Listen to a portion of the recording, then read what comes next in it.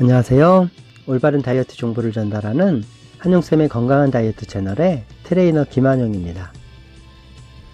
다이어트를 할 때 정체기는 당연히 오는 것으로 아는 분들이 많습니다.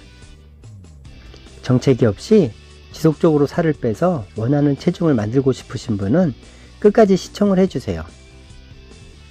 다이어트를 시작하고 한두 달 이내에 오는 정체기와 수개월간 체중을 줄인 후에 오는 정체기는 원인이 다릅니다.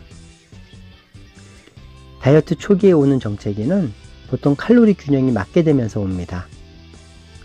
섭취 칼로리와 소비 칼로리가 같아지면 체중은 변하지 않습니다. 살이 빠지려면 소비 칼로리에 비해 섭취 칼로리가 적어야 하는 것은 불변의 진리입니다. 섭취 칼로리를 줄이든 소비 칼로리를 늘리든 섭취 칼로리는 줄이고 소비 칼로리를 늘리는 것을 함께 하든 어쨌든 칼로리 적자 상태가 되어야 저장되어 있던 칼로리를 연소하여 체중이 줄어들게 됩니다. 우리 몸은 움직이지 않아도 심장이 뛰고 호흡을 하고 체온을 유지하는 등 생명을 유지하기 위해서도 칼로리를 소모합니다. 칼로리가 고갈되면 생명 유지 활동을 할 수 없기 때문에 칼로리 적자 상태가 지속되면 우리 몸은 부족한 칼로리를 만회하기 위해 근육도 에너지로 활용하고 대사율을 떨어뜨려 소비 칼로리를 줄입니다. 적게 먹고 있어도 소비 칼로리가 줄어들면서 결국은 섭취 칼로리와 소비 칼로리가 같아지는 시점이 오는 것입니다. 이때가 체중의 변화가 없는 정체기가 됩니다. 이 같은 정체기를 피하려면 근손실을 최소화하고 대사율이 감소하지 않도록 하면 됩니다. 대사율이 감소하지 않으면 칼로리 적자 상태가 유지되므로 지속적인 감량이 가능합니다. 근손실을 막고 대사율이 감소하지 않도록 하기 위해서 운동을 해야 하는 것입니다. 다이어트를 하실 때 운동을 해야 하는 정말 중요한 이유는 칼로리의 소모보다는 근손실을 막고 대사율이 감소하지 않도록 하기 위함입니다. 이를 위해서는 웨이트 트레이닝과 같은 무산소 운동이나 고강도 인터벌 트레이닝이 효과적입니다. 효과적인 운동을 하게 되면 단순히 대사율 감소만을 막는 것이 아니라 근육량이 늘어나면서 대사량이 늘어나므로 에너지 소비형 몸으로 변화가 되어서 살이 잘 빠질 뿐만 아니라 감량 후에도 요요가 올 가능성이 낮아집니다. 운동을 단순히 칼로리를 소모하기 위해서 하거나 혹은 체지방을 연소한다는 이유로 유산소 운동을 하시는 것은 좋은 방법이 아닙니다. 그리고 운동을 통해 소비 칼로리를 늘려서 칼로리 적자 상태를 만드는 것은 효율적이지 않습니다. 운동으로 소모되는 칼로리 자체가 적을 뿐 아니라 우리 몸이 열량 보상을 통해 부족해진 칼로리를 만회하기 때문입니다. 칼로리 적자 상태는 섭취 칼로리를 줄이는 방법으로 하세요. 많은 분들이 정체기가 오면 또다시 섭취 칼로리를 줄이는 실수를 합니다. 다이어트 초기에 이미 섭취 칼로리를 줄였기 때문에 추가적으로 섭취 칼로리를 줄이는 것은 좋은 방법이 아닙니다. 또다시 근손실과 대사율 감소를 불러올 뿐입니다. 이미 정체기가 왔다면 섭취 칼로리를 추가로 줄일 것이 아니라 활동량을 늘려서 소비 칼로리를 늘리는 것이 좋습니다.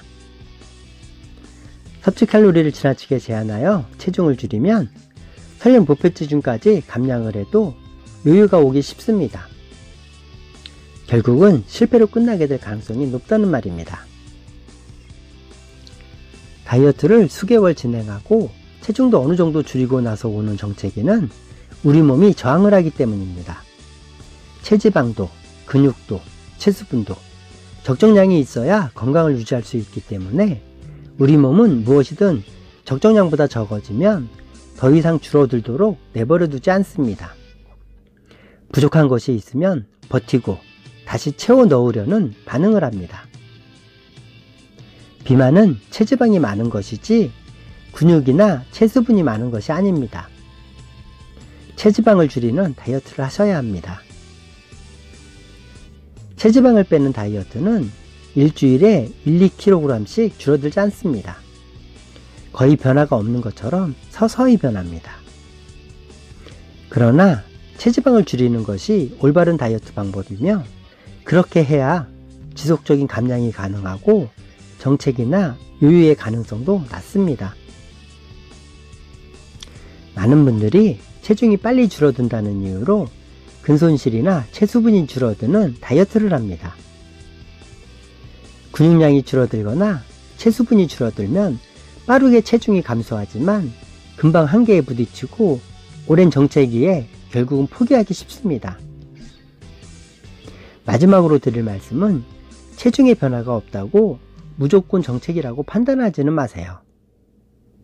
근육량이 늘면서 체지방이 감소한다면 체중은 변화가 없을 수도 있습니다. 체중의 변화가 없다고 변화가 없는 것은 아닙니다. 물을 끓일 때 100도가 되어 끓기 전까지는 외형상으론 변화가 없는 듯 보이지만 물은 조금씩 온도가 상승하고 있는 것과 같습니다. 그렇기 때문에 변화가 없는 것처럼 보일지라도 꾸준히 지속하셔야 합니다. 몸은 거짓말을 하지 않습니다. 노력한 만큼 그에 따른 결과가 반드시 돌아옵니다. 꾸준히 지속하다 보면 익숙해져서 지속하기도 쉬워지고 좋은 습관으로 몸에 익히게 됩니다. 습관이 되면 지속하는 것은 더욱 쉬워집니다. 그리고 근육이 늘고 체지방이 감소하면 체중 변화가 없어도 체형이 바뀌면서 사이즈가 줄어들고 몸매가 예뻐집니다. 올바른 다이어트 정보를 주변 분들에게도 공유해 주셔서 함께 성공하세요. 아직도 구독하시지 않은 분은 구독 부탁드립니다. 구독자 여러분들이 계셔서 저는 오늘도 공부하고 생각하고 영상을 열심히 만들고 있습니다. 여러분의 성공을 응원합니다. 화이팅!